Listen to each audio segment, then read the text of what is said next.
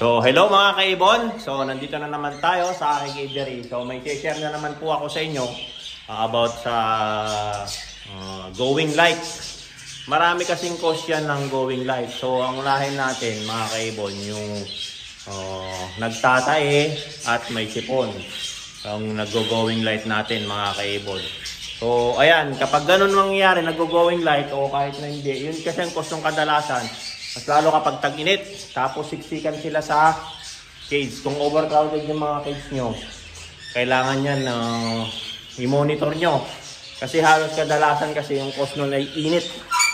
Init, kasi kapag nag-cause ng init yan, kundi sila magkakasipon, may stress yung ibon, nagsisiksikan sila. Yun ang cause nun, yung sana going light. Kasi halos karamihan, kapag nag-going light yung mga ibon natin, always in summer, karamihan yan. Kasi minsan din, nag-going light yung ibon, kulang sa kondisyon sa breeding. So, ayan. So, ang patch-up muna natin, yung topic natin ngayon is about sa sipon, nagtatae. Yun ang cause nun. May cause din kasing ganun mga kaibon. Kasi na-experience ko na yun, kapag overcrowded yung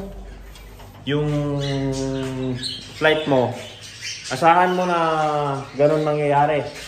So, mag-going light sila. Andun lang nakamukmuk sa isang sulok. Hanggang hindi na sila kumain, hanggang mamatay na lang. So, ayan mga kaibon. Kasi minsan, pag di mo na monitor yung mga yan, gano'n mangyayari sa mga alaga natin. So, ang gagawin natin, ang ginagawa ko, dun sa inumin nila, inahalo ko yung dextrose powder, saka yung Betracin Gold.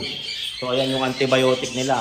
Kasi ang dextrose powder, ito yung nakaka-recover, pampalakas, pang gumana ng kumain. So, gaining weight yan. Ito naman, antibiotic. So, 14 days po yan. 14 days po yan na gagawin nyo. Ihalo nyo lang sa tubig. So, kailangan matapang yung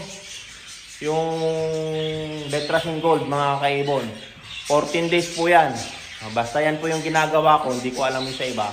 Yan po yung ginagawa ko, 14 days. Tiyak yan, kapag kumakain siya, gaganahan pa yan kasi may dextrose powder. So, ayan, monitor nyo ngayon. Pag kumakain naman siya, busugin nyo lang sila kung anong pinaka-favorite nilang pagkain. O, may sunflower.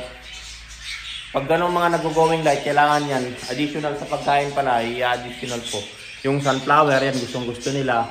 Yung canary seeds. Yan, punuin nyo. Then, kung mahilig din sila sa chick booster o yung mga GMP, kasi GMP yung nilalagay ko sa kanila, yun, lagyan nyo rin. Kailangan yan, nakabantay yung pagkain nila, mga kaibon. Nakabantay sa, dyan, naka-steady lang na ganyan, nandyan sa pagkain. Tapos yung tubig, yun na, yung tubig na antibiotic nila, huwag nyo kakalimutan. Umaga, palitan nyo ng hapon. Kasi yung Betracin Gold, kapag mainit, mga kaibon, nangingitim yan. Napapanis agad. So, umaga sa kahapon, palitan nyo. Halimbawa, umaga nagpalit kayo. Mga bandang alas 2, palitan nyo ulit. Para lang ma-fresh yung iniinom nila. Kasi contaminated na yan kapag hindi nyo pinalitan. So, ayan mga kaibon. Ganun po yung cost na nag-going light na ginagawa ko. Most of them, nasa 90% nakaka-recover. Pero minsan di natin maiwasan talaga kung hindi kaya ng ibon, nang hina na siya, hindi na natin marirecover yan hanggat hindi niya kumakain yung ibon. Puro inom na lang yan. Wala siyang sustenance na pagkain sa katawan. Manghihina siya, so mamamatay siya. So kailangan, pagtingin nyo, basta nalungkot yung ibon nyo mga kaibon, yan ang gawin nyo. Yun ang pinaka-antibiotic ko, Betracin Gold. So, ayan, sana mga kaibon na may natutunan naman kayo sa aking pag-share ng going light. Yan lang kung gagawin nyo, wala na pong iba. So, don't forget to subscribe my YouTube channel. Marami po doon mga tips. Kung ano yung mga gusto nyong itanong, meron din doon mga kaibon. Scroll up nyo lang sa YouTube channel ko. Ganun din sa aking Facebook page, Warren Palakpak Kaibon. Meron din doon, pero karamihan dito sa aking Facebook. So ayan mga kaibon, sa aking Facebook, Warren Palakpak, Mr. Pegasin, pakipollow na rin po. Don't forget to share mga kaibon and like naman para naman sa ating feedback. Kung maganda naman yung naibibigay ko sa inyo, so paki-like and share na lang po. Comment sa below. Kung may mga tanong po kayo, Gagawan po natin sila ng content. Content para at least yun. May share natin para malaman din ng iba nating mga kaibon. So, ayan mga kaibon. At po salamat. Hanggang sa muli. Paalam.